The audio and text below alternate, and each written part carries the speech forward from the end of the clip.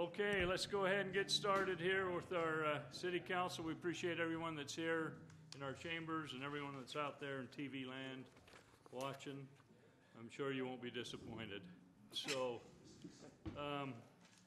at this time, I've asked Chris Thompson to come up and give us an opening prayer. Get us started.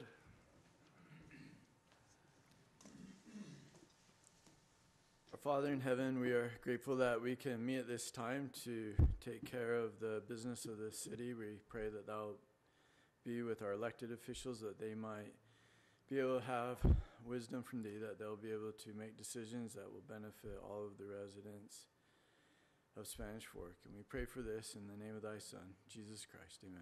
Amen. Thanks, Chris. I've asked James Porter to come and lead us in the Pledge of Allegiance, one of our scouts here in town. Just stand right at that pulpit. Oh, the other side. You look at us. You don't have to look at them. Will the audience please rise?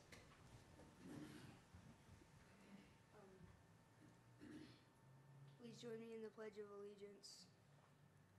I pledge allegiance to the flag of the United States of America and to the republic for which it stands, one nation, under God, indivisible, with liberty and justice for all.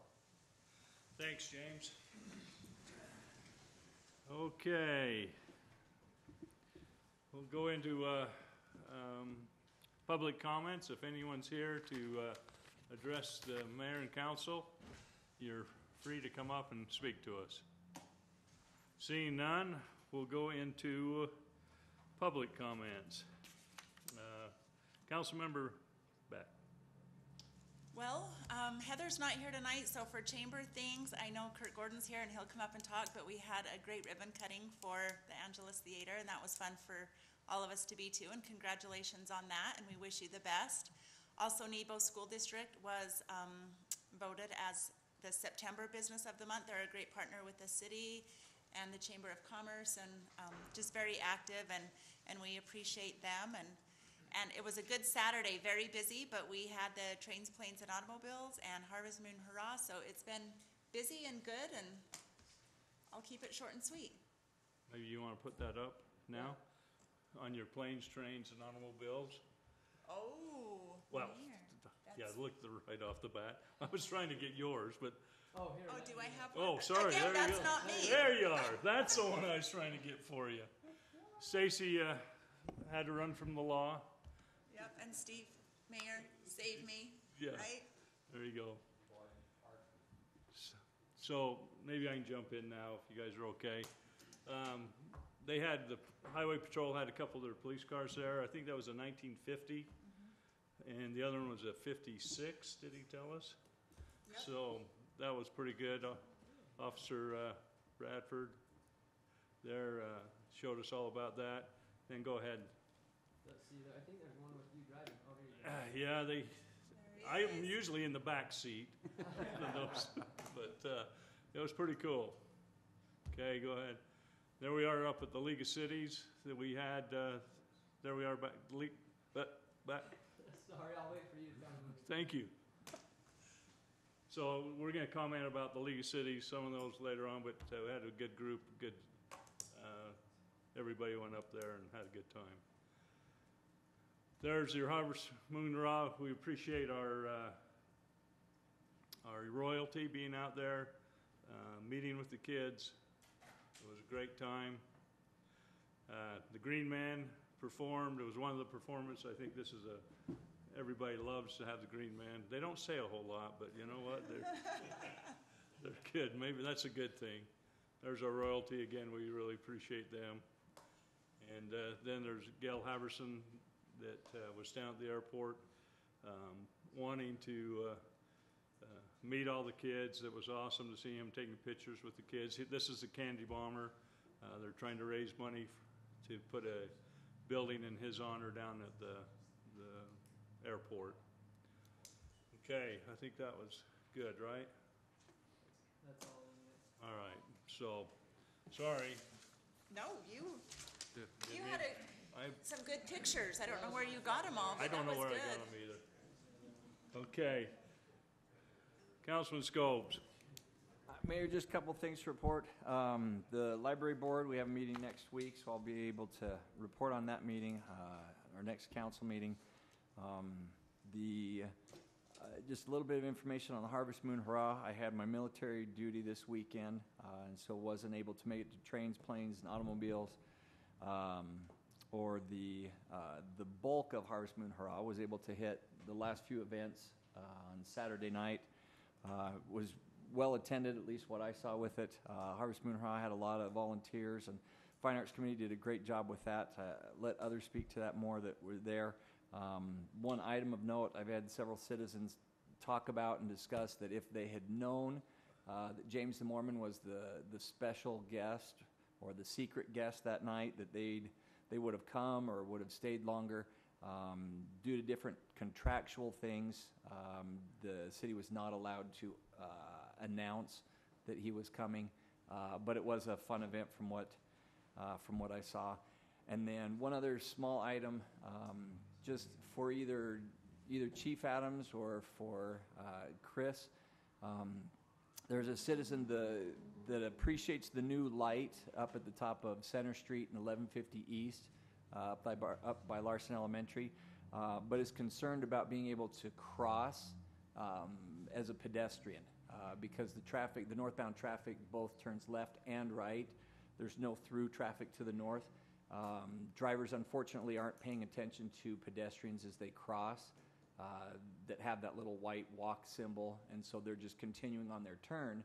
And then when there is a red light, the cross traffic on Center Street is now crossing, and so a pedestrian has a very difficult time crossing to the north to get up to the gas station. And so I had citizen mention that she and several of her neighbors are having a hard time, and I told her that I would mention that, and if we just look at ways, I'm not going to put you on the spot and have you address it now, but at least that we can look at ways that we can either mitigate the risk or find ways to kind of help pedestrians as they cross through there. So just kind of let you know on that. And that's all I have, Mayor.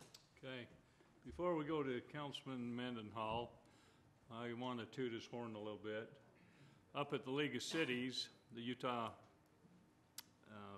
League, Mike was voted in as second vice chair of the whole nation. Oh, all right, we'll say the whole state of the League of Cities, which this is a big deal. This is really a big deal because next year he'll be first vice chair or vice president, and the following year he will be the president of the League of Cities. So that is a big deal for Spanish Fork, and I just want to shout out to Mike and tell him how much we as a council appreciate, and the city, all the work and the effort he's done up there to put himself in that position and get voted in as second vice chair for the League of Cities. Thank you, Mayor.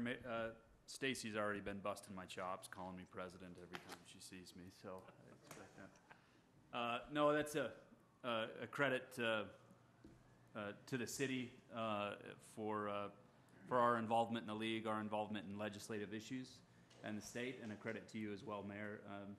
You've been at this for over a decade in public service, and a lot of people know you up there and know the city you represent too. So it's a credit to all of this council, and especially the mayor for the good job you do for our city for a long time. So the conference is great, as I think all of us that got up there were able to see.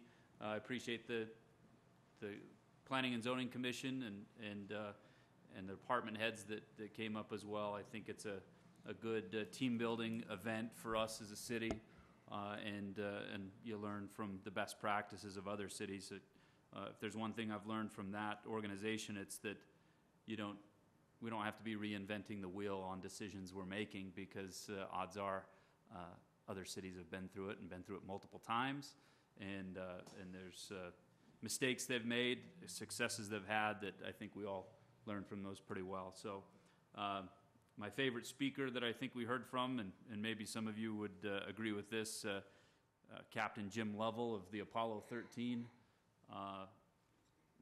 mission, basically had a message, told his story, and when he tells the story, 89-year-old man telling that story, it's better than the movie, I thought. So it was cool to hear it from a guy's mouth that has done some awesome things, obviously. The thing I wrote down when his speech was given was basically to do research, find out facts, make sound decision based on those facts, and then believe you can be part of something that seems impossible. And he certainly was part of something back then that people thought was impossible, and he overcame the odds. So very cool couple of days up there at the League of Cities and Towns, and proud to be a small part of it. Keir mentioned the Harvest Moon Hurrah. Again, just echo that sentiment to the Arts Council for their great work, Keir, and I know you've been a part of that for many years and do good work there, but those volunteers really put on a very cool event, and me and my family had a great time there. And last, the Mount Nebo Water Association, we did just a couple of days ago receive the draft copy of the water study that I've been talking about for a while now.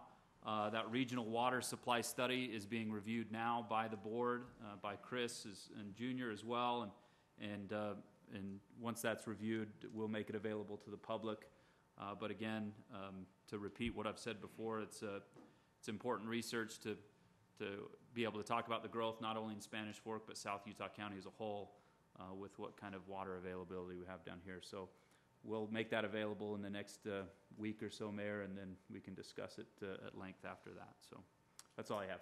Thank you. Councilman Nargo.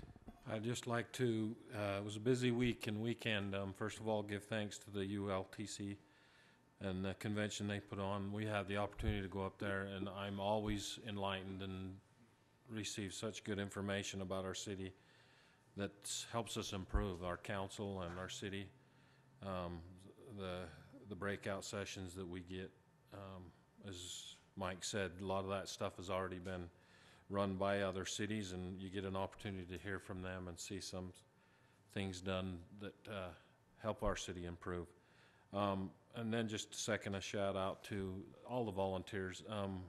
With the planes, trains, and automobiles down here, I'm pretty sure most people come out to see the drag race and see the two Teslas race like 10 times, but you don't hear anything. You just see them go down the track. But it was fun to watch. The kids had a good time.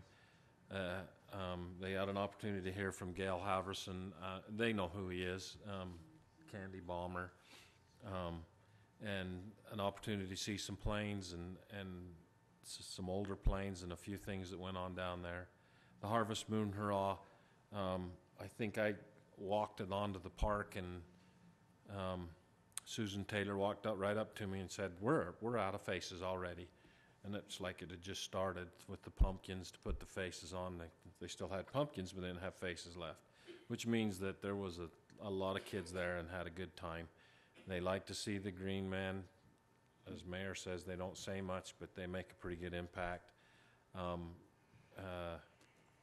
Wished I could think of the little girl, 3-year-old that sang her name, Claire, yeah. It was cool to watch her and her dad sing, and she has such a lively giggle and a laugh about that you get for the 3-year-old, but has a pretty voice.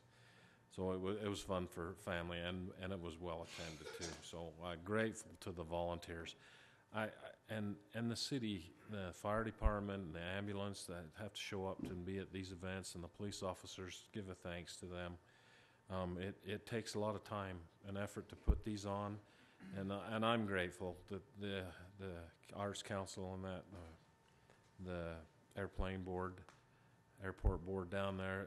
It takes a lot of effort to do this, but it's well received in this community, and I'm grateful for that. Thank you, Mayor. All right. We had another incident happen this week. We lost one of our good employees. Don Stoneman passed away. And Seth, maybe I can have you come up just for a minute or two and just talk about Don. You know, he was one of our valued employees, and we're sorry to see him pass away. Yeah, thank you. I'll grab Chris Thompson as well.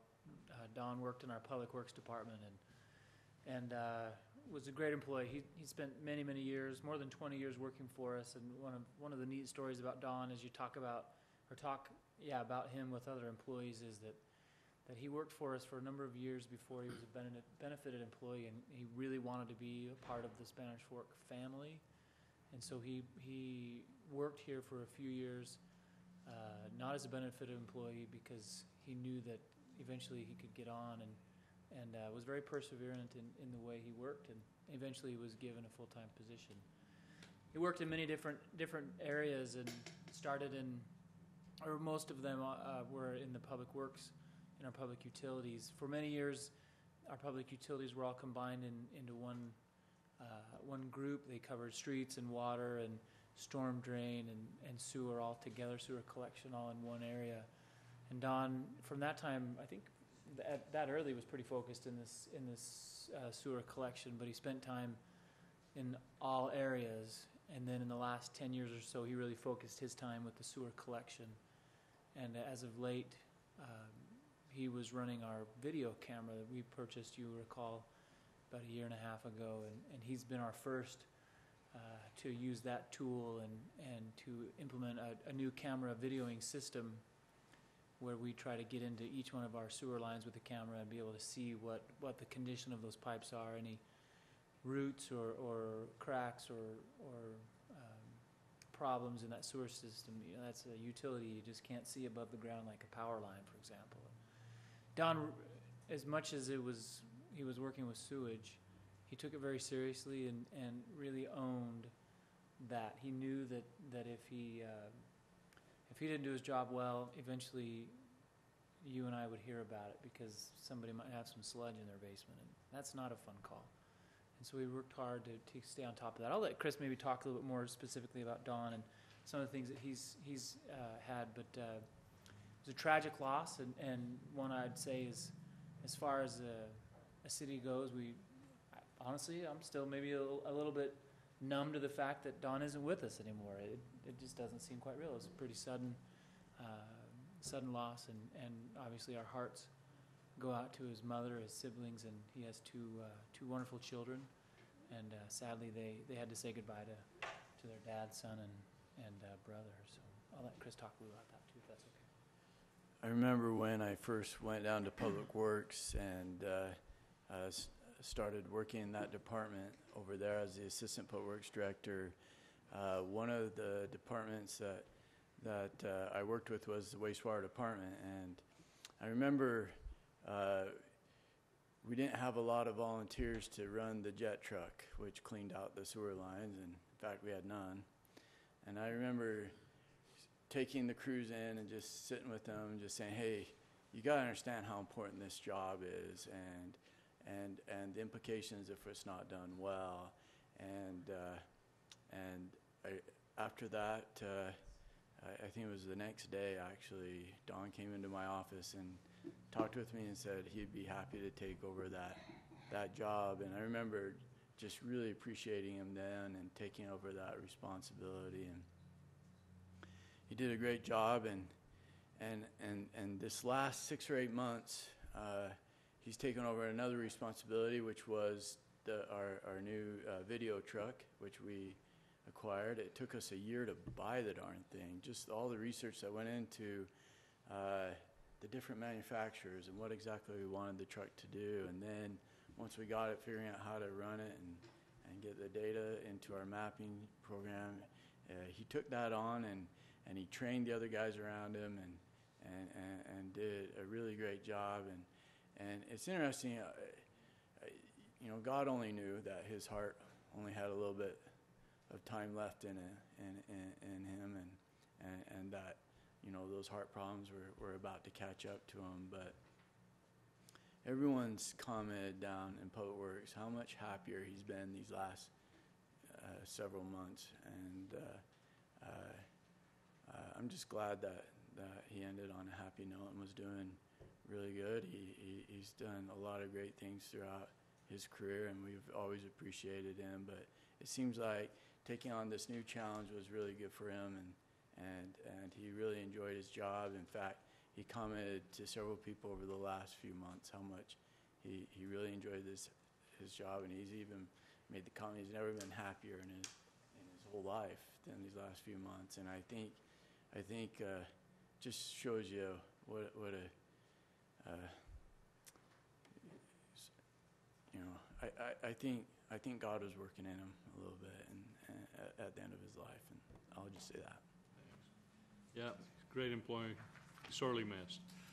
All right, as Stacy mentioned, we had a ribbon cutting today, or last week, for the Angelus Theater, and I've asked Kurt Gordon to come up and kind of tell us a little bit of what happened there and his story and how it got there. And I think this is a great success story for one of our businesses on Main Street, and so I'll let you come on up and take a few minutes and tell us a little bit about your story. Okay, thanks for asking me. So I've worked for Booth Brothers Music for about 18 years now, and Steve Booth had bought what was Main Street Movies back in about 1996. One of the first challenges he gave me was to do some events there with live music mostly, and that was right up my alley because I've always played in bands, and my dad played in bands. I've always been hooked on that kind of thing. What happened was I just got hooked on that theater. It's been there forever and ever, and it just has a great spirit to it. So we've been doing things like Thursday night open mic jams and comedy nights and things like that. And a couple years ago, I just decided I'm getting older. I want to put something on the line here and make a difference with this environment. And Mike and Steve Booth basically said, knock yourself out and let me just go in there and kind of do some renovation and some rehabilitation to the theater. And we've been working on that since last February 2016. And we finally got to a spot where we thought, okay, we're ready to open up and let the public know that we're going to change the name and rebrand. Even though we're not quite ready, we're not quite done, we're still going to work very hard for the next several years. We figured we were in a good spot to do that, and we stumbled onto a news article from 1912 that discussed the original opening of the Angelus Theater, which was on September 9th of 1912. And so we decided that's got to be the day, even though it's BYU versus Utah. And it was a immensely busy day for a lot of people. We went ahead and had the grand opening of the Angelus Theater, or the grand reopening, I guess, as it were, on September 9th, and it went really well. And we're going to continue on with the renovation process, making it better and better as we go along, as we can afford to do. And we invite everybody who wants to come down. We do all kinds of events, even free events for the public, but we also rent it out for family parties and any kind of meeting or party that the community would like to have as well. So we're very happy to be here, and we really appreciate the support from Spanish Fork and everybody here. So please come on down and see what we've done there at the Angelus. Thanks, Kurt. Appreciate that. That's a way to help revitalize our downtown, and he was able to utilize a grant that the chamber had offered to businesses down there, and so great success story, and we wish you the best of luck and thank you for putting it downtown and making it there. Okay, Spanish Fork 101, fiber to the home update. Mr. John Bocott in the flesh. Hello, Mayor, council members. This is really nice. I'm not talking about a rate increase. Holy cow. I know, this is kind of fun. Hopefully we'll get to do this at least every year. You know, I want you to keep, abreast of what's going on with the Fiber to the Home project. And so we want to give you a progress update, and I was excited to be able to do this and kind of give you an idea of what's going on. Before I even get started, we should note Brian Perry in the back. He is the lead engineer on this project and has just spent so much time and so many hours. He really should be doing this, but he was out of town today and he wasn't sure he was going to make it back in time. So you get me instead. So, Fiber to the Home. We are on track, And we are building it just as fast as we possibly can. One of the questions we get is, when's it going to be at my house? Why aren't you here yet? We've had a couple emails from people that are, they question our motives and reason we go where we go, and we try to do our very best to be absolutely fair about that. And by we, I mean Brian. But it is a difficult task to know exactly where you want to go and who gets the services first. You have to make some tough decisions. Those decisions are really being made specifically on which nodes have the highest utilization so that we can solve that utilization off of the old system. So that the criteria for when we go into a particular node has nothing to do with who lives there or anything else. It has to do with how much utilization they already have. Or if it's a new node, it makes no sense for us to go into new nodes, put the old system in, and then go back later and tear it out. So that's not what we're doing. In the new nodes, those are going straight fiber to the home, and then we're making that decision based on where we need to give relief to the customers on the old system. So we have 2 crews. We have 1 crew that goes out and does all the new construction. That's Zach Henrikson's crew, and they go out and do fiber to the home in those areas. They also put the coax in that carries the cable television. And then we have another crew which is supervised by John Lant, and that crew is going out and they're doing the other parts of town, the other nodes in town that are not new, and they're building those out. So we have 2 separate crews that are doing those projects. That's as fast as we can go. Other question I get is, can't you go faster? There is just the realities of how much we can supervise, how many vehicles we have, and we really want to do this ourselves. We could possibly go to bringing in subcontractors and those kinds of things. We've done that when we first built it a little bit, but just between you and I and the millions watching, sometimes the work isn't up to what we consider the quality we want. So we really want to do this with the crews from inside our own system. And this is as fast as we can go. I hope you believe me, and I hope everyone who's watching can believe me. This is as fast as we can go. So more money and everything else isn't going to be really the answer. It's just going to take a little bit of time. And that's true of all these kinds of projects. I mean, nobody comes in and does this overnight. This is a major project. It takes a little time. So we're a quarter of the way done. So a quarter of the town has access to fiber to the home. So if you can go online, and I'll have the URL here at the end of the presentation, you can see the areas that we currently have. The green areas are completed. The yellow areas is where the crews are working right now. So we're making great progress, and those guys are fighting every day to get through this just as fast as possible. So this slide is a think about it. Think about it. So Senator Lee, he was my son's coach in football. So. But Senator Lee was here, and I hope you all that were there felt a sense of pride of what Spanish Fork has done. This is unusual. It is magnificent. And I got the impression, I don't think I was alone in getting the impression, that Mike Lee also had the impression that we are unusual and magnificent. This is an amazing community, an amazing town. And like I've said before, those 3 things right there, I know of no other fiber to the home project doing that. We're putting fiber to the home in Spanish Fork. Think about that. No new debt. We're just doing it with the revenue from the existing system. Think about that. No rate increases. Usually, you see a rate increase. Oh yeah, you can have fiber now, faster speeds. We're going to raise our rates. No rate increases. Think about that. No installation fee. We'll come in and we'll do it for free because we've never done installation fees for residential service. So we want to continue that. That's the right answer for our community. And we're excited that we're able to do it. And sometimes when you are in the system, in the trees, if you will, in the forest, right?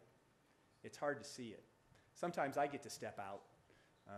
Brian doesn't get to step out quite as often because he's like planting trees and harvesting trees and all of it. I mean, he is the forester, right? But I get to step out and go to these conferences, and Spanish Fork has fiber to the home. Really, Spanish Fork has fiber to the home, and that is amazing. That is amazing that the mayor and council, when we started this project in 2000, were able to have enough foresight to realize what could be done for our community. It's amazing that we had a city manager who could see down the road beyond his tenure even here and realize what could be done for Spanish Fork. And I don't mean to wax philosophical, but I'm going to anyways. But there has been a series of mayors and councilmen that have just been amazing in support of this project and in support of what we can do for Spanish Fork, what you can do for Spanish Fork, what the Spanish Fork Community Network can do for our community. And it has been all of those things, and we won't go into all of it. I won't take the time. But with Spanish Fork 17 and the existing systems that we have and the phone service and the cable television service and what we can do with our own channel, it is a phenomenal asset. And I'm so proud of Spanish Fork and so proud of what they have done. Some days, I wake up and I see the forest in the distance. I'm not there. Poor Brian, he's in the forest, but I see it in the distance and I go, pow, this is amazing. This is really amazing what Spanish Fork has done. So we do fiber to the home. This is different than a lot of fiber projects. All fiber is not created equal. So the first bullet point, there is a separate fiber to each home. You don't daisy chain them. You don't go from one home to the next home to the next home trying to cut down on your fiber counts. Every single home that we put on our service has a separate fiber. Critical from an engineered standpoint. It is absolutely critical that it is built that way. It was engineered and designed, and that's the way we're going to build it, and that is the correct way to build fiber to the home. We run the fiber actually all the way into the house. We don't go to a box on the outside. We want to go all the way into the house. It doesn't seem intuitive as to why we would want to do that, but when it comes down to the last bullet point, when you're talking about an upgrade, it's going to be upgradable by them. I don't have to go out there. They're just simply going to bring that box in. It's about that big. They're going to bring it in. I'm going to hand them a new one, and their service is going to go to 10 gig or 100 gig or whatever service we want to. So it's very easy to upgrade with this system. Our cable TV, we've talked about this, cable television is not as viable a product as it once was because of people who are cutting the cord, as you will, but it is, what we don't do is use up our bandwidth on our fiber for cable television. And that is very common. That's how it's done. We have a separate network entirely so that we don't use bandwidth for the cable television. And the upgradability is, one of the things Senator Lee said was, I said it was better than Google, and I meant it. And there's some technical reasons why that is that I won't go into here, but he said, is it 10 gig? And I kind of smiled because he's thinking, 10, it's just all about the speed. But the difference is the upgradability to 10 gig and to 100 gig and 1,000 gig, whatever comes down the pipe, this system can handle that because it's built properly from the ground up. So next summer, we'll be halfway done. So somebody else will get up here in front of you. I don't know that it'll be me. And they get to tell you that half of the town of Spanish Fork is going to have access to the fiber of the home. It is a 4-year project, and we're 1 year into that 4-year project. So that's why we're a quarter of the way through. We're trying to do 20 to 22 nodes per year, and we pretty much hit that mark even in the first year. It will go faster as we accelerate through into the project, but we did very well on that. So we're excited about the progress. It is phenomenal. A quarter of the town has fiber to the home in Spanish Fork. We have fiber to the home. Sorry, I get excited about that, but it changes everything, and that's been on the top of all the slides because this changes everything. It is that incredible.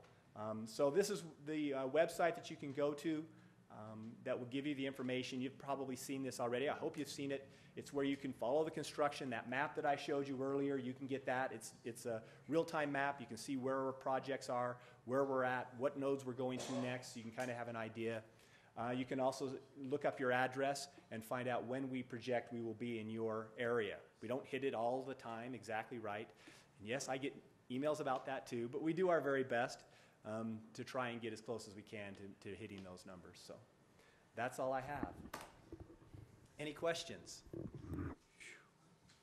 Well, yeah, when you be in my house. Yeah.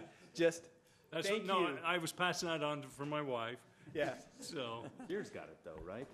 I do have to say, I live in a node that was selected to have it, and everything in that was true. They came, brought it to the house, brought it inside to the house. We have a little box next to the computer, a little green light showing that it's on. Speeds, things are running really, really well. This is just a tremendous asset for the city. It is totally different from the old system, and the reliability of this system is a quantum leap, and so we're really excited about it. You don't have a lot of the RF interference that you have with cable modems and that type of technology. This is just straight up clear fiber, and it just performs amazingly well. So, One thing I'll say is when Senator Lee or Mike, and that group came from Washington D.C. You know, the one thing that the one lady said is, Spanish Fork, you guys are the poster child of what we're trying to do here with the internet. Yeah. And it was good to have John come to that meeting and tout on Spanish Fork, and you did a great job. Thank you, and it's an amazing project. Yeah, so it really is. Pretty good. I have been blessed to be involved with this project. You've done a great job, and we appreciate it. I don't want to keep you from asking John any questions. I have maybe a couple of things I'd like to add, but Go right ahead. so we started meeting on this.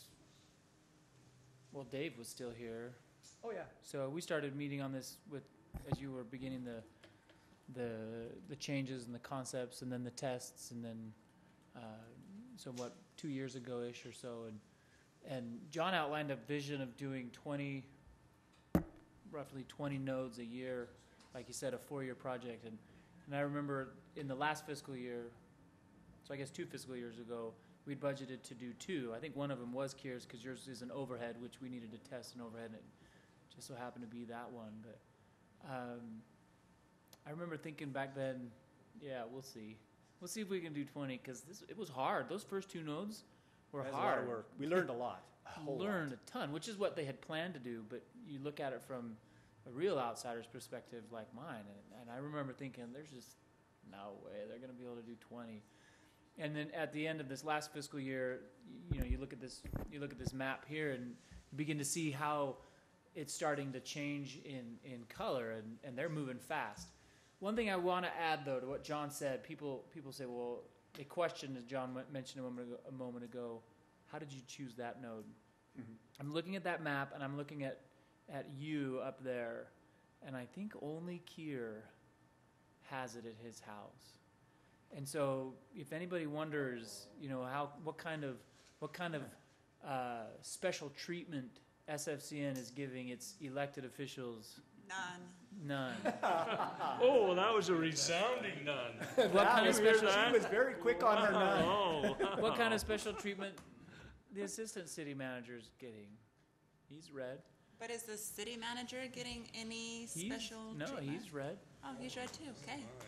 The former city manager's blue, but he's in Guatemala, so no. He is. Oh, you got some blue. Yeah. Kent's excited. All summer they've been working on my police ranking in the process.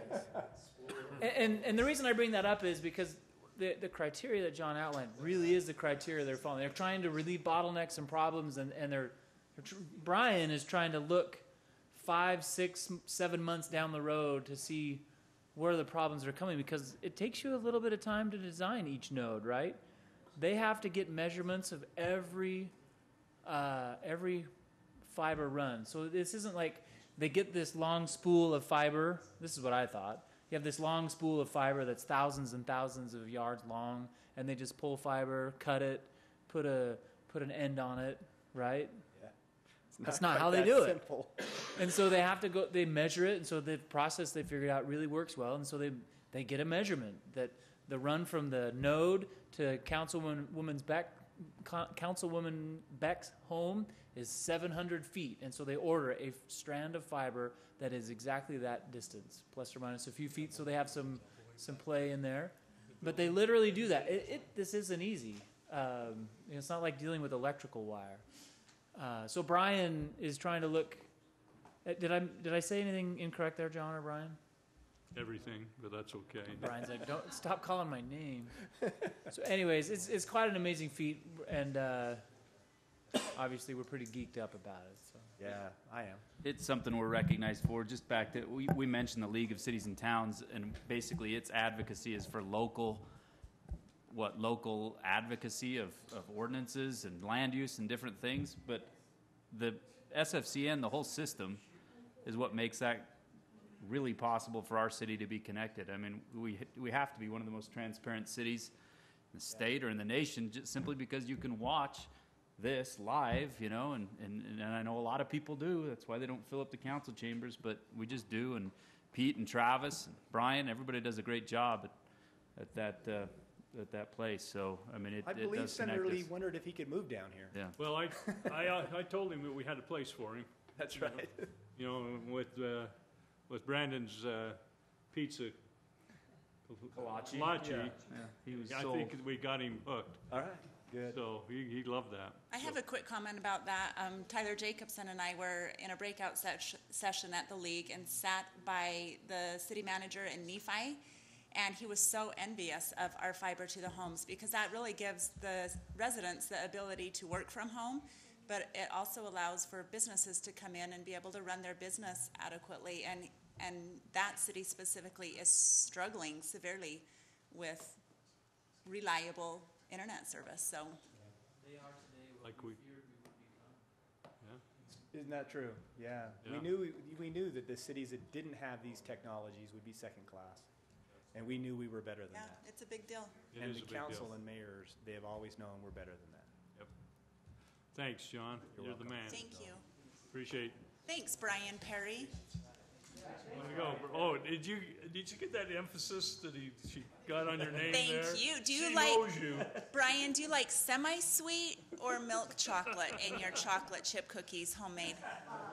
Oh, there you go. Super. Thanks, guys. They do a great Hey, job. my and we- neighbors are wondering what the benefit is of having me in their neighborhood is. I say nothing. Really nothing. Chocolate, you'll bring in Chocolate chips. Yeah, there we go. Thanks again. And our SF-17 staff. All right, consent items. I'd entertain a motion.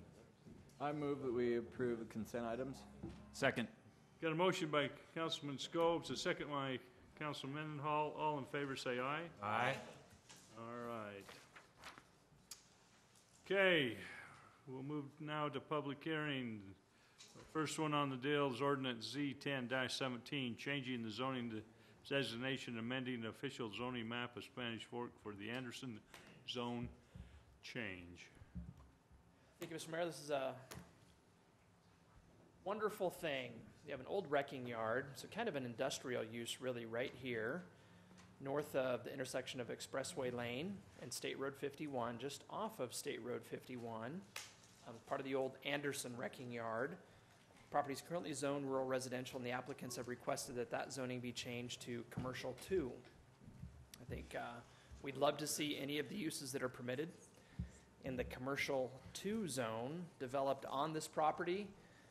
We'd love to work with the Andersons any way that we can to help make that happen.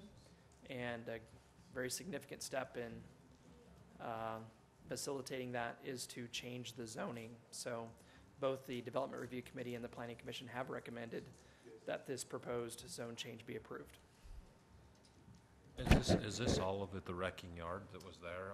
I tried to. I believe it, well, from this image, you can see that it's not. It's just that Just that square. part yeah. right there, yeah. But that other part, yeah, they were just buildings. That's the one buildings that are out there. Didn't they have the railroad ties and all that stuff out there too? Yeah. Yeah. All right. I'll entertain a motion. We'll probably have some questions after, but entertain a motion to go into public hearing. So moved.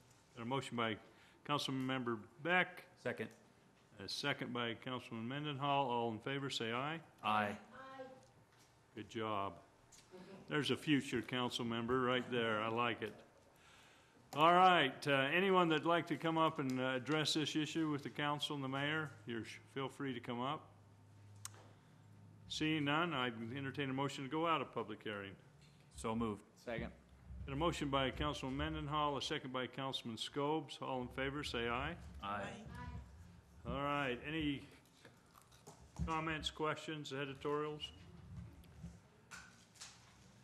You know, we've been working on this for a long time, haven't we, Dave? This, From the time that the property was annexed, right? yeah. So I'm glad to see us, we're at this point on this, so this is a good thing, a real good thing. I make a motion to approve ordinance Z1017, changing the zoning designation and amending the official zoning map of Spanish Fork City for the Anderson zone change. Second? Okay, I've got a motion by Councilman Mendenhall and a second by Councilmember Beck. This is going to be a roll call vote. Councilman Argal. Aye. Councilman Beck. Aye. Councilman Mendenhall. Aye. Councilman Scobes. Aye. All right. Next one, ordinance 20-17, amending the growth boundary of the general plan map of Spanish Fork City.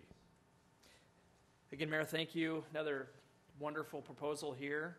Spanish Fork City has a growth boundary, which is unique. It's a self-imposed limit on development. And it's there to encourage, and to some degree even to require, orderly and efficient growth. Periodically, we change the growth boundary to expand it, and I think to a large extent, those expansions come as additional services, typically utilities, become available in different parts of the community that previously were outside of the growth boundary. So there are 5 different areas included in what is proposed this evening. I'm going to talk about each one of them briefly. I'll start with this one out here, area number 1. You can see it's the largest of all that we'll talk about tonight. To a very large extent, the thing that at this point in time I believe makes it appropriate for us to consider such a significant expansion as this is what I think is a fairly imminent improvement that's going to happen in the area with the construction of a wastewater lift station someplace in this vicinity right here that will allow the majority of that area to have a service that previously wasn't available, sewer service. And with that, typically, you see new opportunities for development and growth, which in this particular case where that development and growth potentially could be a mixture of both residential and non-residential development, could be a wonderful thing for the community and for the area. And I think changing the growth boundary at this point in time to include those lands really sends an appropriate signal to the development community relative to what our hopes and expectations are for construction in that particular area. Another area right here, maybe in a little different situation, is kind of a cleanup. We have a few parcels that are on the east side of I-15 right in here that in the past, as we've amended the growth boundary, simply have been left out. So this would take the growth boundary all the way to I-15 in that area right there, including just about 40 acres. Area number 3 is kind of a catch-up here. Some of you, I know, remember that just a few years ago, the city initiated an annexation that really included most of what's in Area 3 there. And we felt like it was sort of say appropriate, I'd say even important, that those lands be annexed because we figured out that got water, power, and sewer there now, today, even before they were annexed. Be relatively easy to develop and potentially a very good location for maybe some type of a light manufacturing operation or something like that, some type of a significant employer. And it only makes sense given the motivation that we've had to ready those lands for development, particularly given the fact that services are there today, to include them in the growth boundary, hence that area being included. Area number 4 we've talked quite a bit about in connection with the Warner annexation. And with that being approved, a significant part of what's in area number 4 right now was annexed into the city, and we simply recommend that now be included in the growth boundary, as we talked about, as the annexation process was completed. That likewise is a part of the community that today we have utility services available for.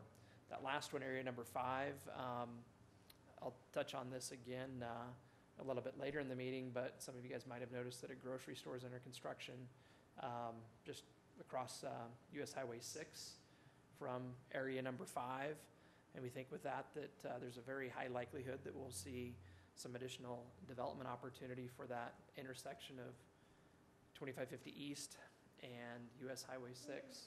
And we think it's appropriate to just kind of nudge eastward that growth boundary a little bit to include another 45 or so acres, so that all of the corners of that 2550 East and US Highway 6 intersection would be included in the growth boundary.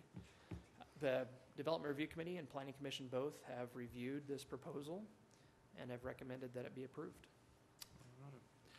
Okay, we'll go into public hearing. I'd entertain a motion. So moved. Second. A motion by Councilman Argyle and a second by Councilmember Beck. All in favor, say aye. Aye. Anyone that would love to come up and talk to us about this particular issue, you're sure welcome to. Seeing none, I'll entertain a motion to go out of public hearing. So moved. Second. A motion by Councilman Scobes, a second by Councilmember Mendenhall. All right, any questions? If not, I'd entertain a motion. I'll make a motion to approve ordinance number 20-17, amending the growth boundary of the general plan map of Spanish Fork City. Second. Got a motion by Councilmember Beck, a second by Councilman Scopes. This is a roll call vote. Councilmember Beck. Aye. Councilman Mendenhall. Aye. Councilman Scopes. Aye. Okay. Aye. Oh, sorry. Yeah. Councilman Argyle, I got to the bottom here. I tried to rotate it. Aye. There you go. Well, hey, we already had 3 votes. It was approved. Sorry about that. All right. Ordinance 2117, amending the land use element of the general plan map of Spanish Fork. Just going to point out a couple of things on this map to hopefully orient all of us. This is Main Street over here, the intersection of Arrowhead and Main.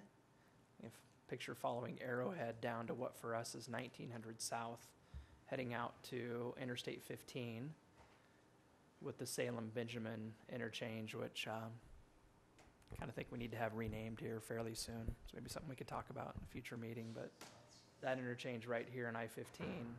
The changes that we'll talk about tonight are along that corridor of 1900 South, and they really have to do with just a couple of different intersections.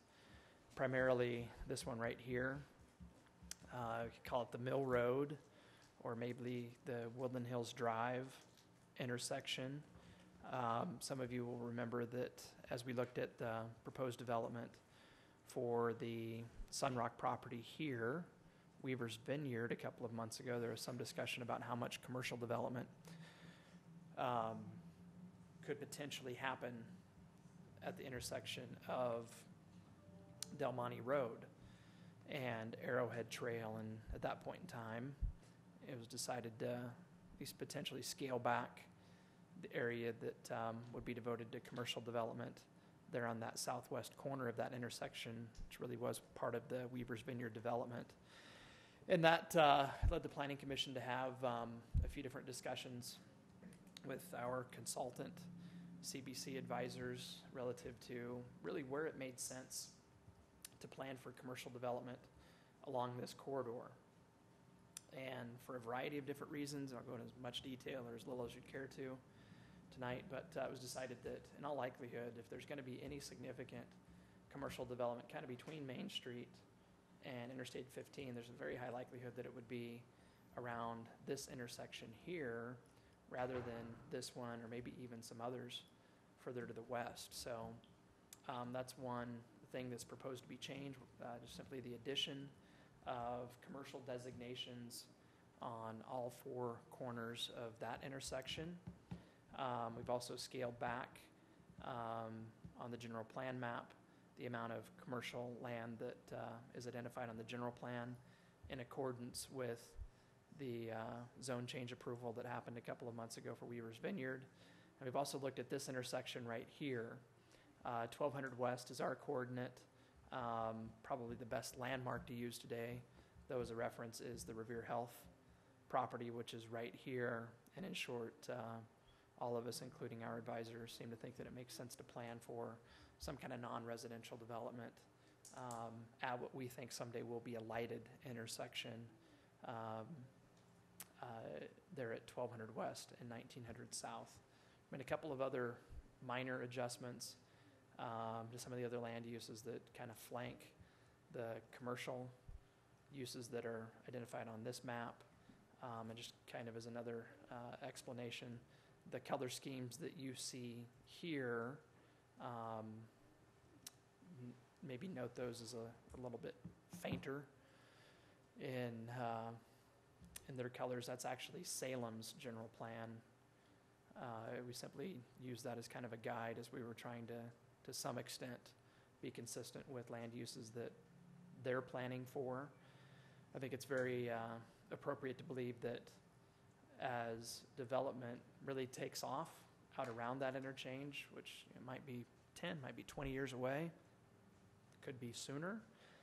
In all likelihood, that development's going to straddle the boundary between the two cities.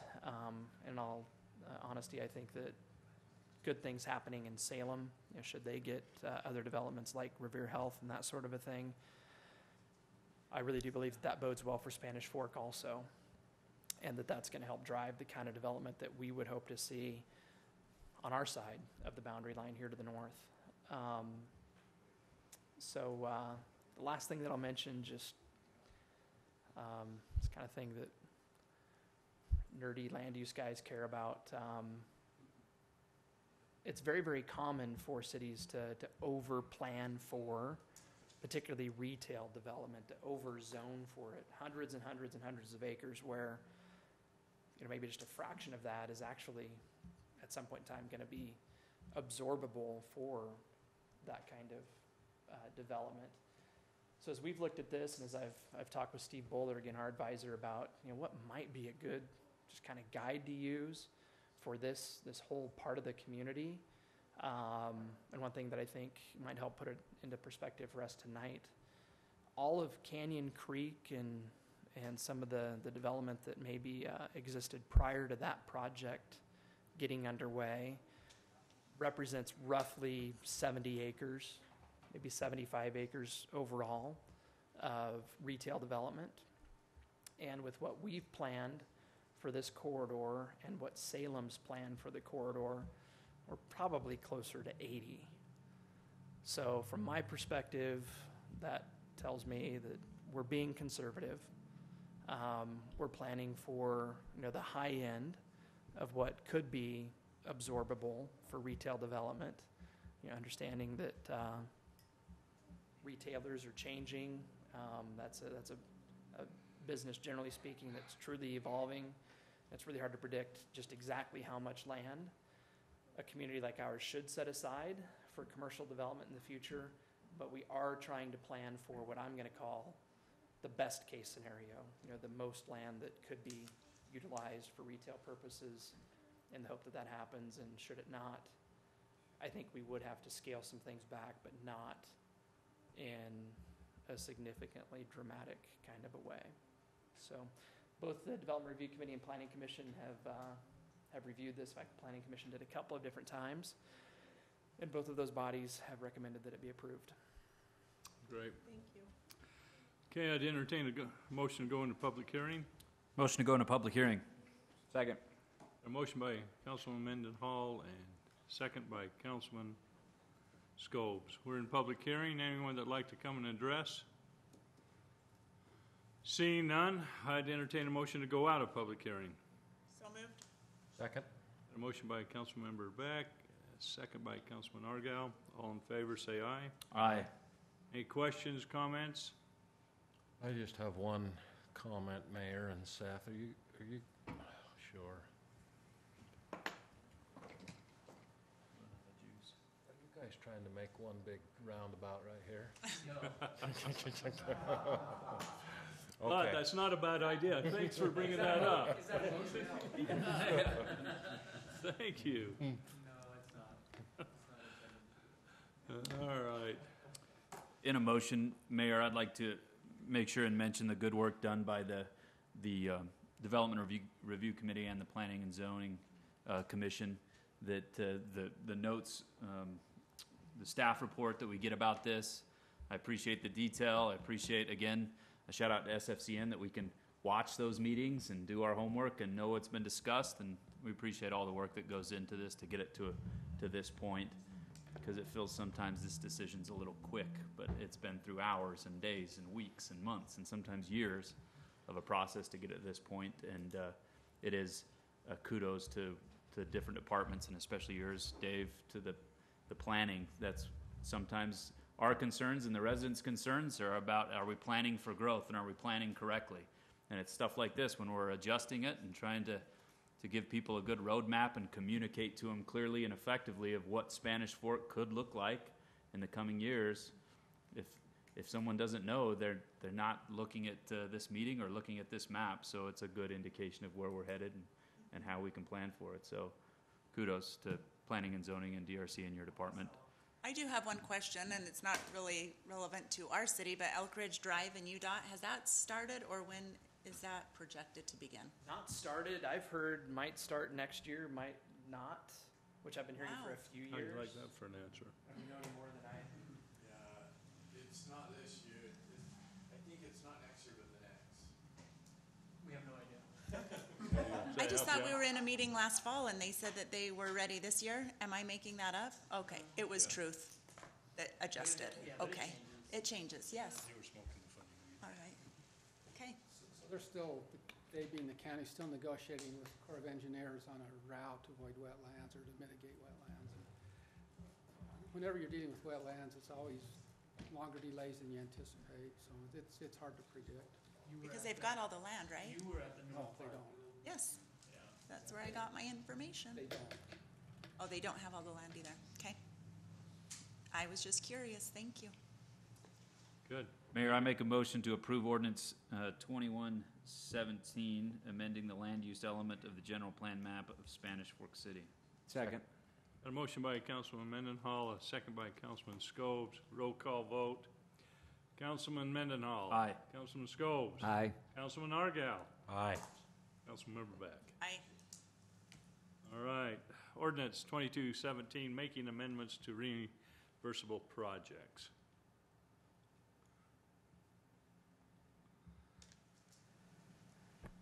Thank you, Mayor. So in our land use code, we have a section that talks about how a developer can be reimbursed from impact fees if his project serves a regional area and is designed and planned for that. This is a clarification that indicates that eligible projects, before they can be reimbursed, have to be in the impact fee facilities plan. Now, that's state law, but there seems to be some confusion, so we put it in our code as well. And the other thing we added, as it reads in front of you, says the city engineer will determine when projects will be added to the IFFP.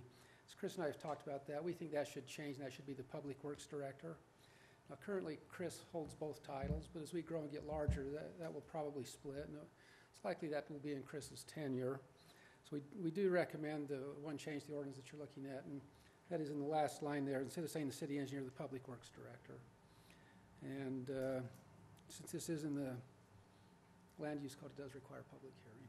Thank you. I'd entertain a motion to go in public hearing. So moved. Second? Got a motion by Councilman Scobes, second by Councilman Beck.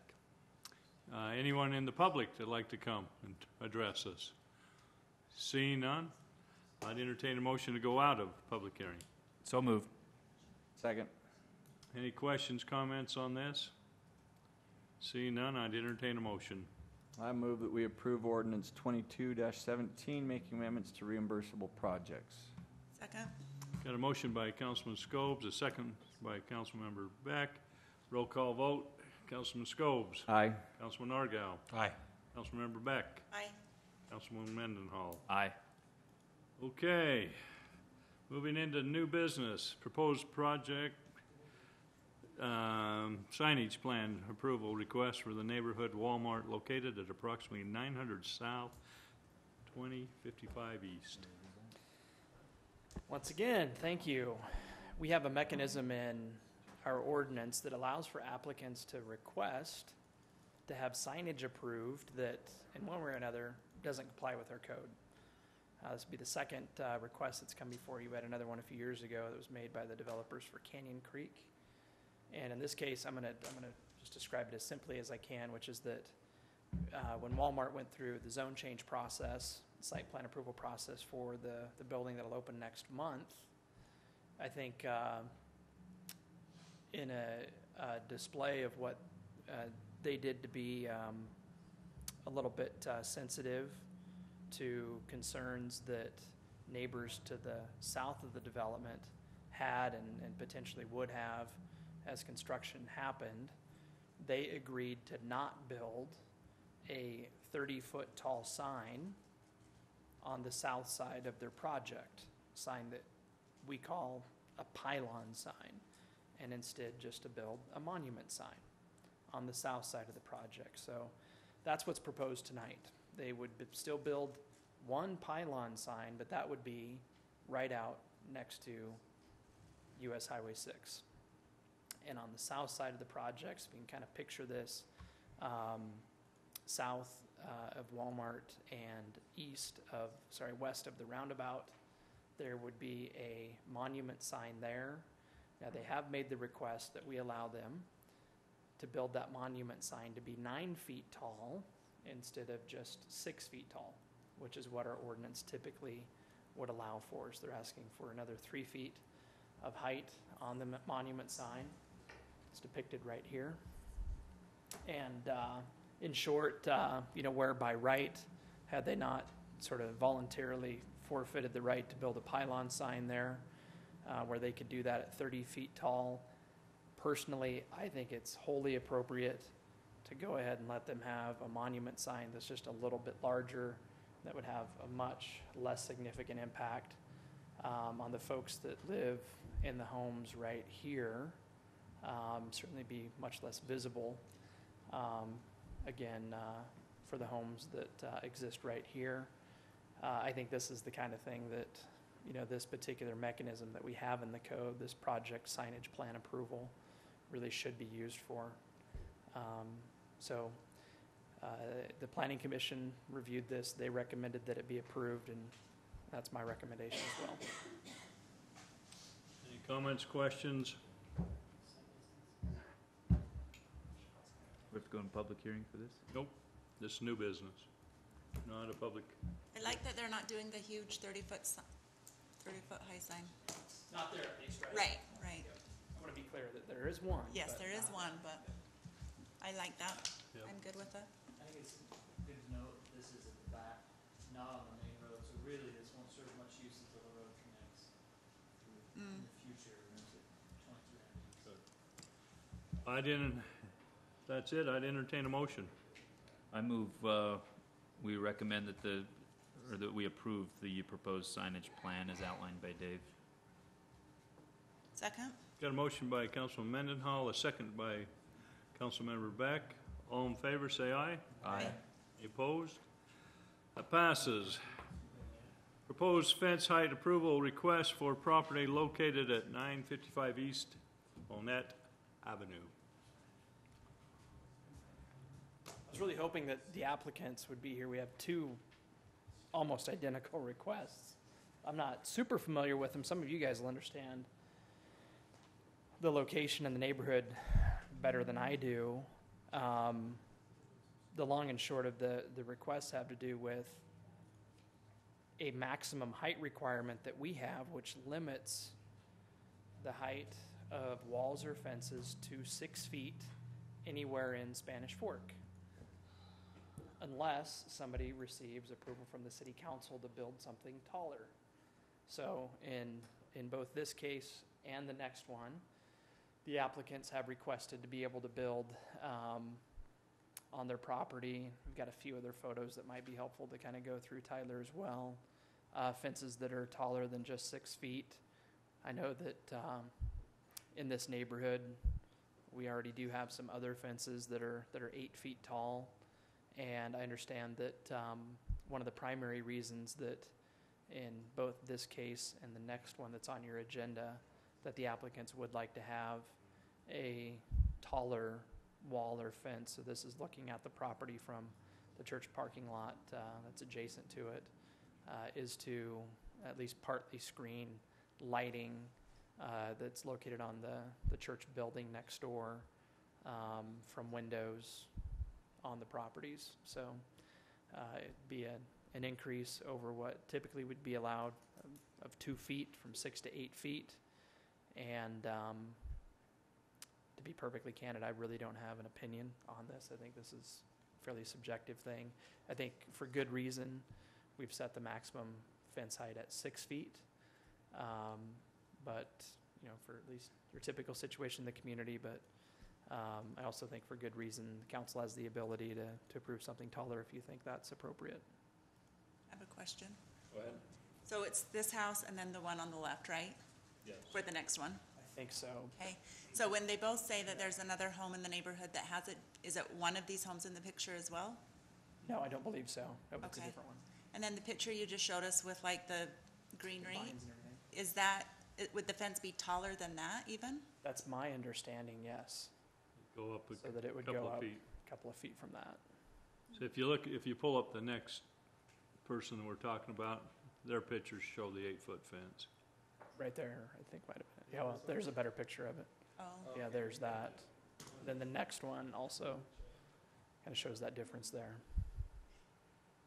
So on this property, they want to go 9 foot all around their whole yard, 8 foot. 8 foot, That's my understanding, yes. and then their neighbor is okay with, so they're just going to go across the back, but this is going to be a joint fence, the two of them. Correct. So if it's lighting in that, why do they want a 9-foot fence between, 8 foot, sorry. Like I said, I wish the applicants were Yeah. here tonight. In fact, I don't know how anxious they are. It might be, I get, because this parking lot's pretty well lit, and I get that part of it, but then why between the two yards here and here? What kind of fence, did they say? they weren't specific when we did and ask they that. currently have chain link. Chain link with separating. slats. Oh, is- okay. is most-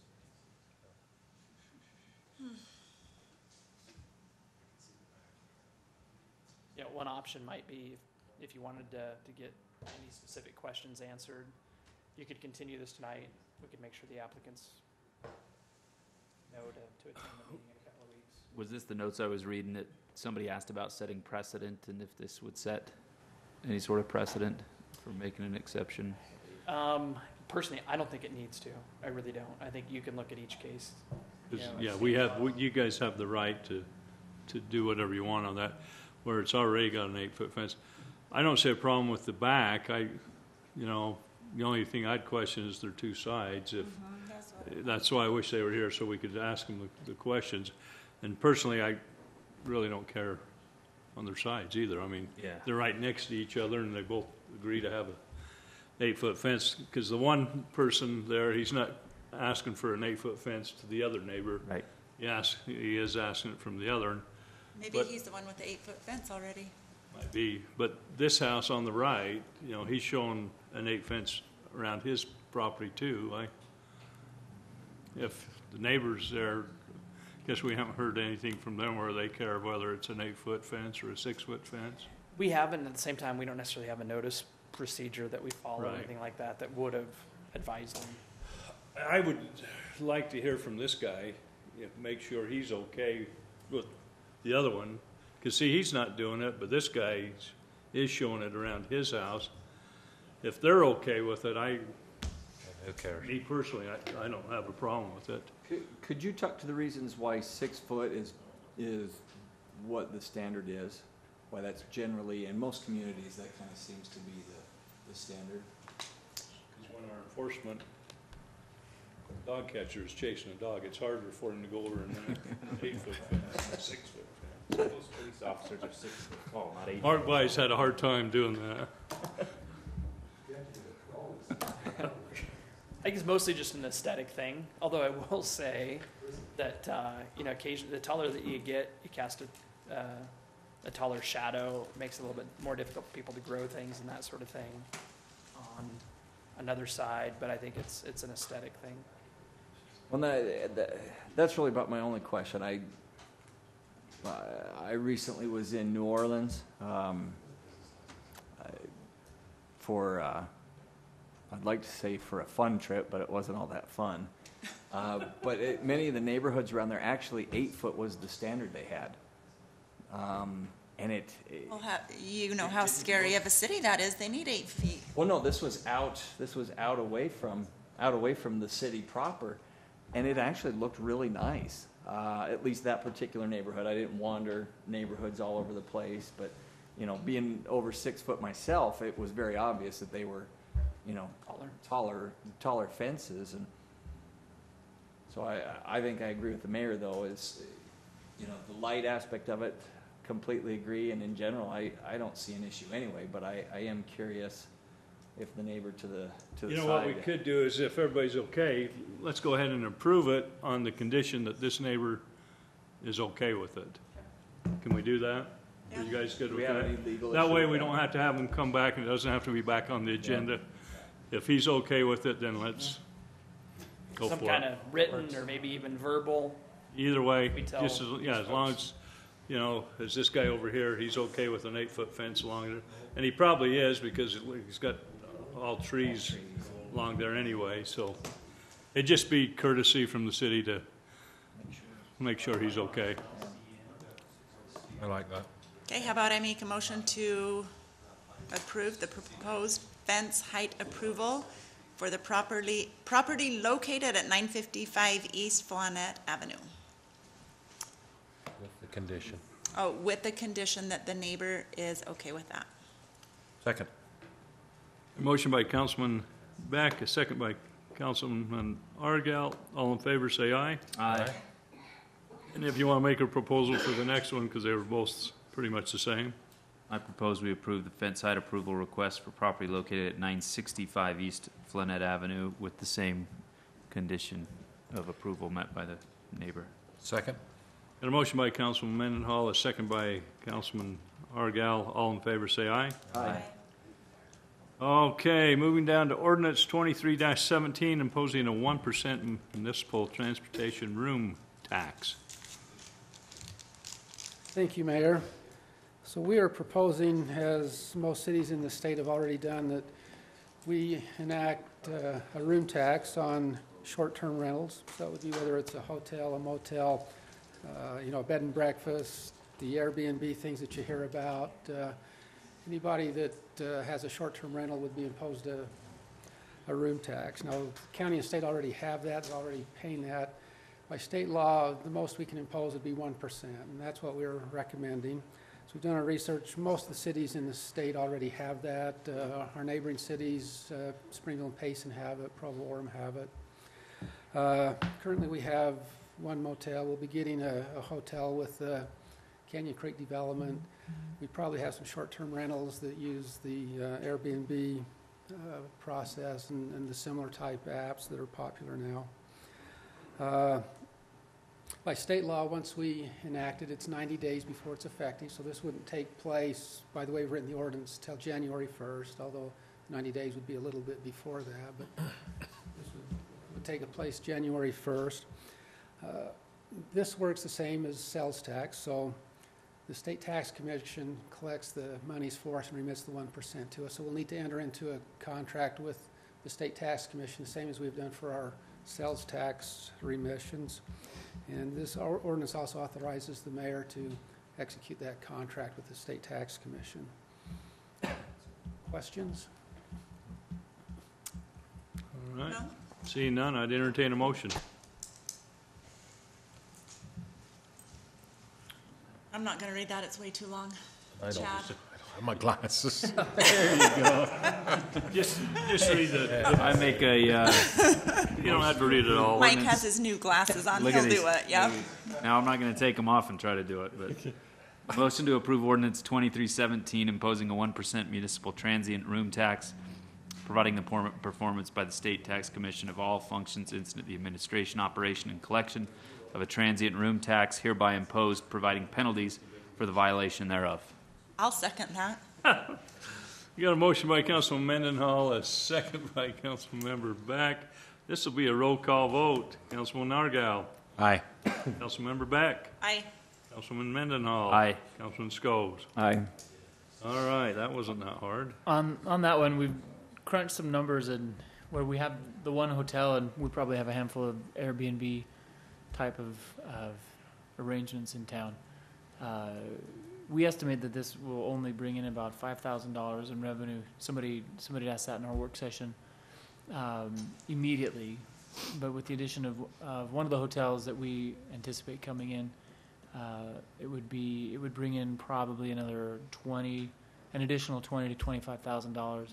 All depends on obviously room rates and occupancy rates and such. And with a third hotel that could come in, it could get as high as a total of $50,000 to about $80,000. Again, depends on rates and nightly rates and occupancy rates that this 1% could bring in. So we talked about what you wanted to do with that. We don't have any need to, I think, really focus in on that because it's not going to do a whole lot today. But with the growth that we do see coming in, there could be a significant amount of revenue that we could put toward public safety or some other specific functions if that's what you'd like to do with it. Probably just go to Dell, right? No. There you go. That's what we like. We might have to have a duel. Thanks. Oh, there you go.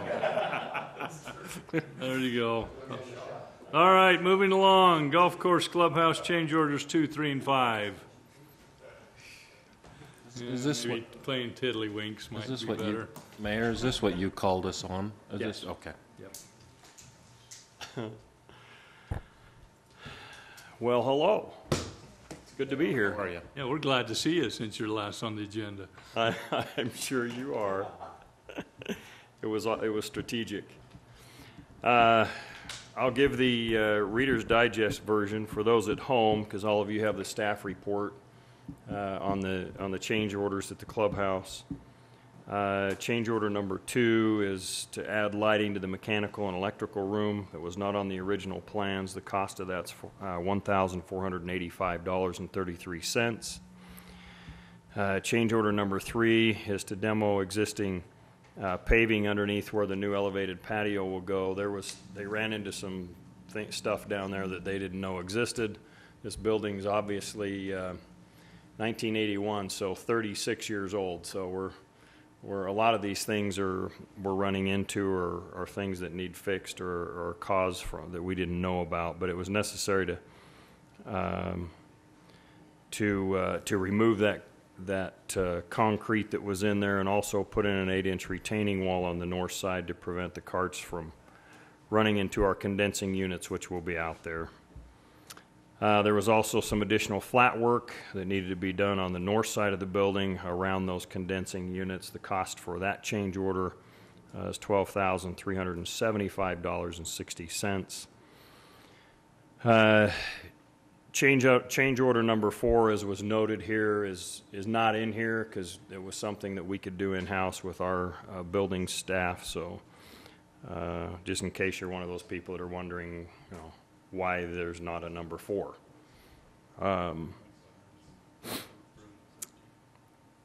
Change order number 5 is it's all electrical to set up and connect the temporary MDP, which is the main distribution panel, and existing panels, and then disconnect the temporary and reconnect it again. We had to keep the power on so the golf course could continue to run and operate.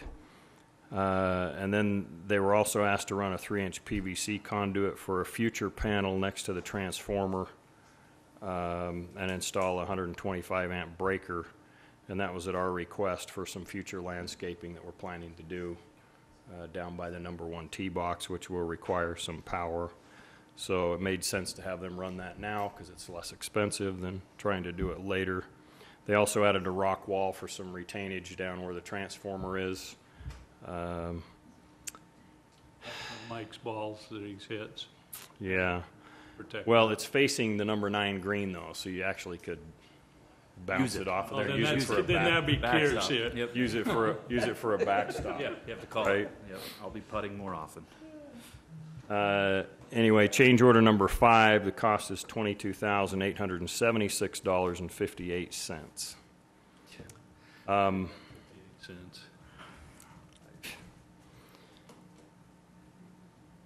That's all I have. Oh, wait. One other thing, just so that you know, Ryan, our golf professionals playing in the, currently playing in the Utah Section PGA Championship in Wendover. Next week, he is qualified for the Senior PGA Club Pro Championship in Arizona. He did that by winning the Utah Open Club Pro Senior Division. So he's out there well representing Spanish Fork, so you may want to shoot him a text. And How old do you have to be considered a senior in this? Because he's not that old. I wouldn't know. No, you Old. wouldn't. Like 50? At least 50. Okay, because he's not much older than 50. Yeah. He just turned 50, I think, a year ago. That's when you want to go. I'm not sure I should be divulging that that's information when you wanna anyway do it, on right public when you turn television. Now with him away doing that, I shout out to Tyler O'Baglin taking care of business up there. Yeah. And that junior golf program, the tournaments that just wrapped up, what a cool thing they put on. That I asked Tyler if he's trying for PGA Pro of the Year or something, because they had that full every, I think it was Wednesday, or every Thursday? session was chock full. Chock full of kids, Yeah. and they weren't just from Spanish Fork. I mean, you're talking Orem people, Alpine people, coming down to put their young kids in the junior program, and Tyler going out there and saying hi to them and taking pictures and encouraging the kids. It was Nash was in that, and he made a lot of new friends that he golfs with now, and so it was a cool. Yeah, cool thing. it's a neat program, and Tyler's taken that on himself, and basically has been in charge of that whole program. But it's just gone crazy, and kudos to him and to Ryan. You know, they're that's what feeds those sports, right? Yep. And so they know that, but they got great people skills, and they love the kids, and it's obvious. And they've just been completely full every session and had waiting lists. So they've done an outstanding job up there. So appreciate that. Good job. So send him a text and wish him good luck. He'll wonder how you guys all knew about it. Wish you was a happy 60th Right. He's not that old.